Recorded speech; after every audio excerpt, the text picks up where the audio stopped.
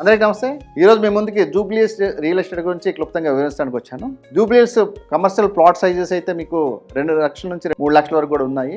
Commercial plots అయితే road number 36 కానివ్వండి, road number 1 కానివ్వండి, రోడ్ నెంబర్ 10 కానివ్వండి, రోడ్ నెంబర్ 45 కానివ్వండి, ఈ రోడ్లోనైతే మీకు 2 lakhs నుంచి 3 lakhs వరకు పర్ స్క్వేర్ యార్డ్ ఉంది. సో అదేవిధంగా లోపలికైతే మీకు 1.5 lakhs నుంచి 2 lakhs వరకు residential plots per square yard rates ఉన్నాయన్నమాట.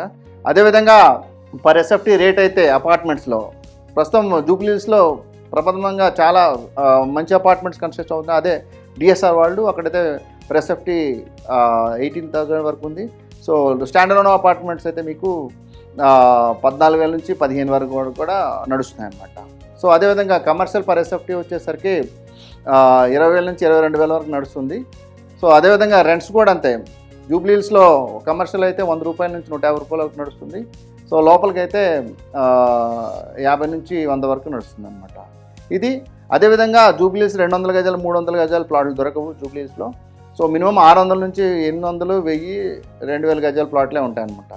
సో ఇది నేను ఇచ్చినటువంటి ఇన్ఫర్మేషన్. సో మీరు ఏదైనా ఉంటే నాకు కాల్ చేయండి. My number is 9121 953 999. Thank you.